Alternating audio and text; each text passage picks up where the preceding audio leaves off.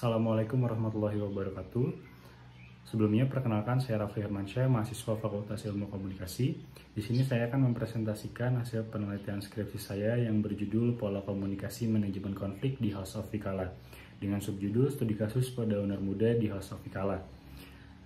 Masuk ke slide selanjutnya. Di sini ada konteks penelitian atau latar belakang.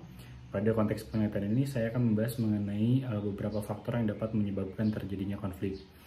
Konflik dapat terjadi karena beberapa faktor, diantaranya karena faktor perbedaan persepsi atau pendapat, kemudian faktor perbedaan gender, kemudian ada faktor budaya, dan juga faktor perbedaan usia.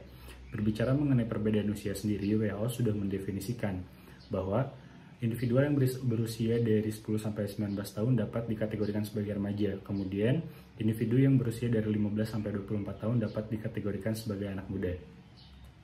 Selanjutnya ada fokus penelitian dan pertanyaan penelitian. Fokus penelitian pada penelitian ini adalah bagaimana pola komunikasi yang dilakukan oleh owner House of Vikala dalam melakukan manajemen konflik. Kemudian terdapat 3 pertanyaan penelitian. Yang pertama, bagaimana pola komunikasi yang dilakukan oleh owner House of Vikala dalam mengatur kelompok kerja karyawan yang usianya lebih tinggi.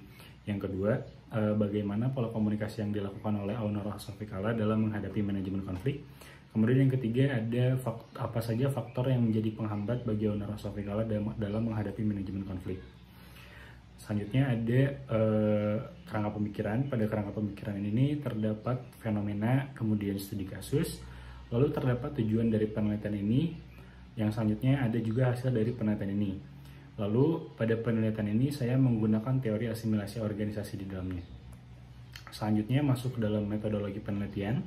Pada metodologi penelitian ini saya menggunakan paradigma konstruktivisme, kemudian menggunakan metode penelitian kualitatif, serta menggunakan studi kasus sebagai pendekatan pada penelitian ini.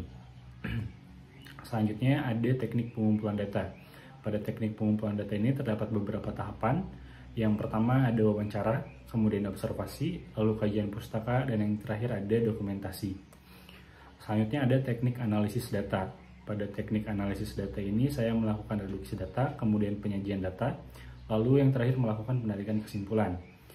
Untuk uji keabsahan datanya sendiri, saya menggunakan teknik triangulasi sumber pada penelitian ini. Selanjutnya masuk ke dalam pembahasan.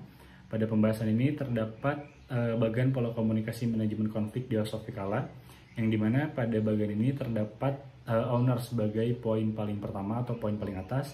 Kemudian di bawahnya terdapat konflik. Nah, dalam hal ini kaitannya adalah setiap owner atau setiap pimpinan dalam sebuah organisasi pasti akan menghadapi yang namanya konflik, baik konflik dengan internal maupun konflik dengan eksternal. Kemudian di bawah konflik terdapat lagi 3 poin di bawahnya. Yang pertama adalah pola komunikasi dalam mengatur kelompok kerja yang berusia lebih tua. Yang kedua ada pola komunikasi dalam menghadapi manajemen konflik. Kemudian yang terakhir ada hambatan dalam menghadapi manajemen konflik. Pada setiap poin ini terdapat beberapa hal pula yang dilakukan oleh owner House of Vikala dalam menghadapi konflik-konflik tersebut. Yang pertama, pada poin pertama, melakukan komunikasi downward, kemudian melibatkan kepala produksi, kemudian menerapkan pola komunikasi bintang, dan melakukan bonding. Kemudian pada poin kedua atau pada konflik poin kedua, terdapat pula beberapa hal yang dilakukan oleh owner House of Vikala. Yang pertama adalah melakukan komunikasi persuasif, kemudian melakukan komunikasi upward, kemudian yang ketiga adalah menerapkan pola komunikasi bintang, dan yang terakhir ada melibatkan kepala produksi dan juga investor.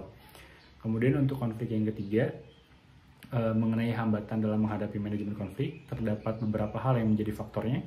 Yang pertama ada karena faktor budaya, yang kedua ada karena faktor perbedaan usia, yang ketiga adanya kurangnya informasi antara satu dengan yang lain di dalam sebuah perusahaan. Kemudian yang terakhir adalah keterbatasan bahasa dari karyawan. Dari hal-hal yang sudah dilakukan tersebut, peneliti mengaitkan apa saja yang sudah dilakukan oleh owner dengan teori asimilasi organisasi, yang dimana teori asimilasi organisasi ini tuh memandang bahwa terdapat kebebasan dari manusia untuk beradaptasi dalam memasuki sebuah lingkungan ataupun organisasi baru. Kemudian setelah dikaitkan dengan teori asimilasi organisasi, terdapatlah penyelesaian konfliknya. Selanjutnya ada kesimpulan. Pada kesimpulan ini terdapat 3 poin. Yang pertama, terdapat pola komunikasi yang sudah dilakukan oleh owner House of Vikala dalam mengatur kelompok karyawan yang usianya lebih tinggi. yaitu dengan melakukan bonding, melakukan komunikasi downward, kemudian menerapkan pola komunikasi bintang. Kemudian yang kedua, pola komunikasi yang dilakukan oleh owner host of Vikala dalam menghadapi manajemen konflik, yaitu dengan melakukan komunikasi upward, kemudian ada menerapkan pola komunikasi bintang.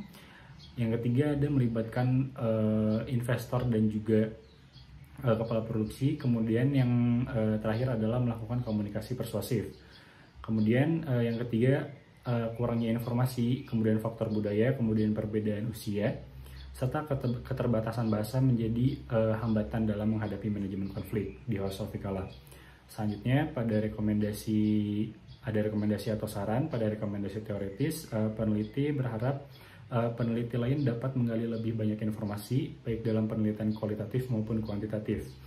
Kemudian dalam rekomendasi praktisnya, peneliti merekomendasikan kepada House of Vikala agar menambahkan pihak ketiga sebagai jembatan atau mediator dalam menghadapi manajemen konflik.